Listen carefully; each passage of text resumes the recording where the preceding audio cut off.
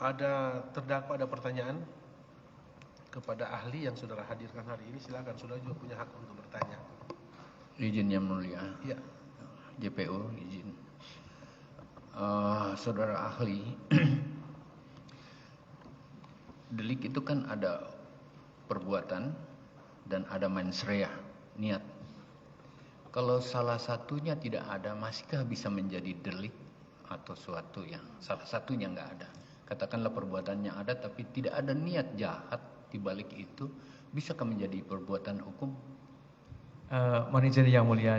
Jadi di dalam satu perbuatan yang dapat dipertanggungjawaban atau dimintai pertanggungjawaban pidana itu memang pertama harus ada mens rea dan yang kedua harus ada actus reus yang sifatnya strabar yang menyimpang dari asas dogmatic hit. Nah, dua-duanya harus ada, Bapak. Jadi dua-duanya ada. Cuma memang di dalam peristiwa hukum konkret kita sulit untuk menilai mens rea atau niat jahat dari seseorang itu. Nah, bagaimana caranya? Caranya adalah dapat dinilai atau dapat dilihat dari perbuatan konkretnya. Apa perbuatan konkret yang tadi? Actus reus tadi yang sifatnya adalah nyata, yang strabar itu maksudnya bisa dipidana, bisa dipertanggungjawaban pidana. Kenapa kok bisa dipertanggungjawaban pidana? Karena menyimpang dari asas dogmatic hit.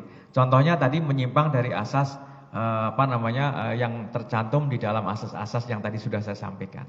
Demikian yang mulia jawaban saya. Izin yang mulia. Yang kedua, kalau negara bangsa dalam situasi darurat, warning dunia PBB mengatakan ada kerawanan pangan dunia. Kemudian ada perintah extraordinary oleh kabinet dan presiden atas nama negara untuk mengambil sebuah langkah yang extraordinary atau diskresi berdasarkan Undang-Undang Nomor 2 2020 dan Perpu Nomor 1 2020 kalau saya tidak salah. Apakah itu bagian yang ahli tadi sebutkan alasan untuk melakukan langkah pembenaran apabila terjadi diskresi itu? Apakah itu yang ahli maksud? Mohon izin yang mulia. Ada El Nino, ada COVID supaya Undang-Undang Nomor 2 2020 itu. Minta maaf. Ya. Baik, mohon izin yang mulia. Jadi saya ingin menyampaikan bahwa tadi saya menjelaskan mengenai sifat melawan hukum materialnya itu menjadi hilang karena ada satu hal-hal yang tidak terpenuhi.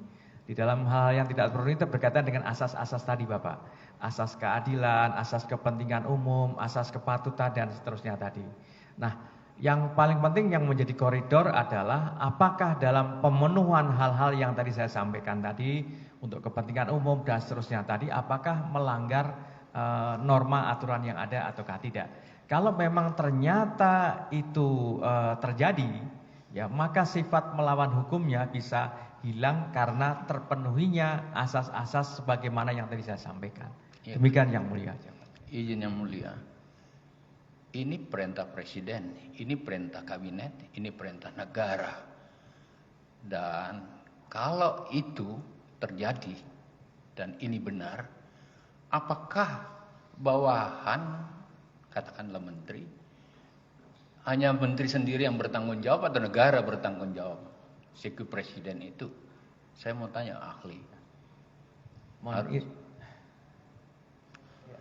Nggak bisa izin ya? Secara umum yang mulia, barangkali secara umum pengetahuan saya di luar pengetahuan saya dari sebagai ahli hukum administrasi, tapi tadi saya juga ditanya oleh kuasa hukum tadi berkaitan dengan latar belakang disertasi saya. Saya dalam hal ini ingin menyampaikan yang mulia, seringkali di dalam hukum pidana itu ada irisan-irisan yang mulia, irisan-irisan antara hukum administrasi dengan hukum pidana, irisan antara hukum perdata dengan hukum pidana. Maka yang ingin saya sampaikan tadi Bapak, tadi saya menjelaskan mengenai sifat melawan hukum materialnya itu ya yang seperti apa, menjadi hilang atau tidak. Nah, tentu di dalam kaitannya dengan melawan hukum dalam arti material itu harus terpenuhi hal-hal yang berkaitan dengan asas-asas tadi. prinsipnya selama terpenuhi Bapak, maka sifat melawan hukumnya menjadi hilang dalam kondisi-kondisi tertentu. Demikian yang mulia. Izin yang mulia. Katakanlah seperti itu dalam pendekatan frame akademik pidana. Tapi pidana kan tidak berdiri sendiri gitu. Nah sekarang untuk kepentingan 287 juta orang makanan yang terancam, terus ada diskresi yang diperintahkan, dan itu terjadi, apakah itu bisa diabaikan dalam pendekatan pidana saja? Atau tetap harus dijadikan bagian-bagian yang harus tesa, antitesa, sintesa dari aturan hukum yang ada? Mohon izin yang mulia, kembali ke soal konsep tadi, sifat melawan hukumnya tadi Bapak. Jadi sifat melawan hukumnya tadi, maka menjadi hilang manakala terpenuhi asas-asas yang tadi saya sampaikan. Asas yang paling utama ada asas kepentingan umum, asas keadilan dan seterusnya. Nah keadilan, apakah keadilan bagi sekelompok? Tidak. Keadilan tentu bagi sebagian besar masyarakat itu juga harus terpenuhi rasa keadilannya. Demikian yang mulia jawaban saya. Ini kan ada Undang-Undang nomor 2 yang membenarkan Perpu nomor 1 2020 tentang kedaruratan yang menjadi pendekatan. Maafkan saya Pak JPU, saya harus jelaskan ini. Saya siap dihukum.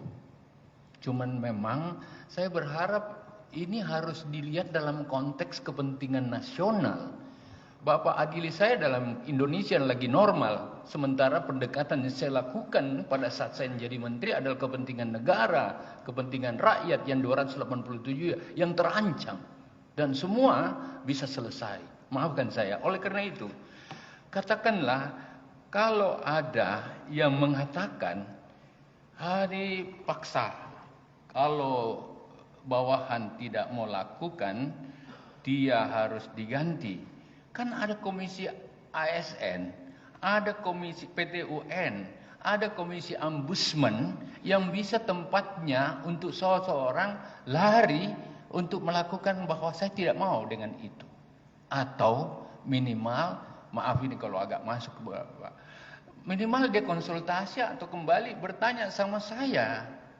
Kalau dia tidak menanyakan, misal katakan, kalau dia yang dikatakan bahwa kena seragam ini jawaban, maaf ini seakan-akan tinggal menuduh ini pimpinan, ini kemauan menteri, kenapa enggak konsul sama saya? Dan selalu saja ada katanya, tidak pernah langsung dengar sama saya.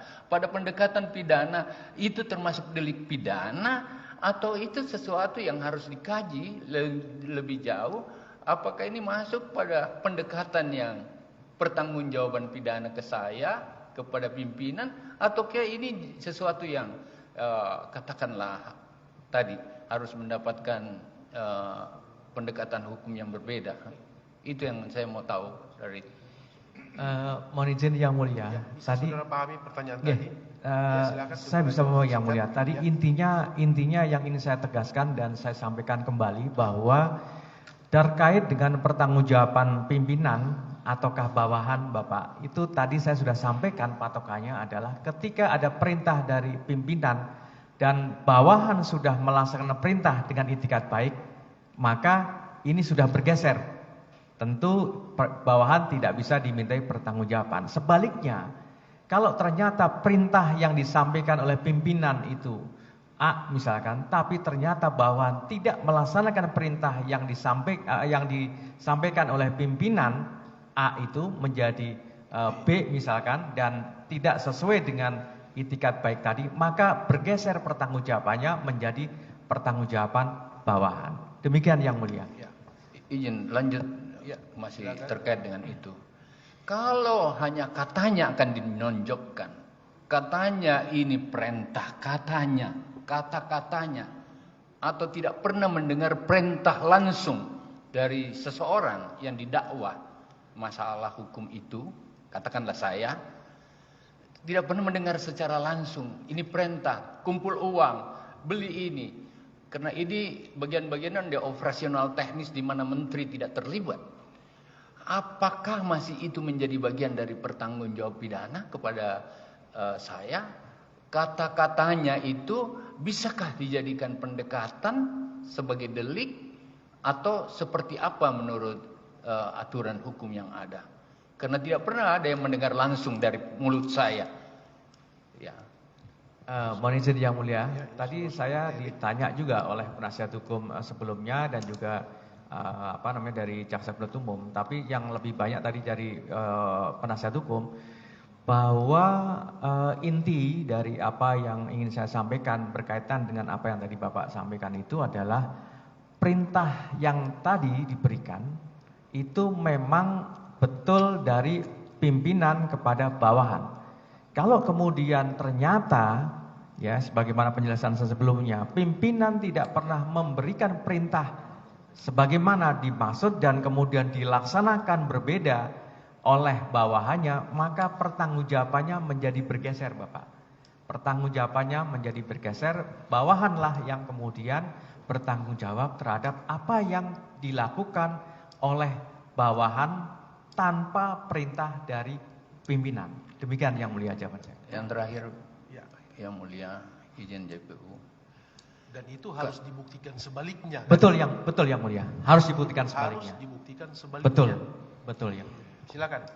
Kata memaksa itu mengandung unsur aktif atau pasif. Artinya, kalau memaksakan berarti ada kesengajaan, ada yang terus-menerus ditanya, ada yang memang dilakukan. Adakah unsur itu? Kalau tidak ada unsur memaksa, berarti tidak ada mens rea misalkan, tidak ada yang aktif atau tidak ada yang langsung begitu, masih masuk ke kategori memaksa. Dan kalau dipaksa ahli, tentu ada perbuatan lanjutan.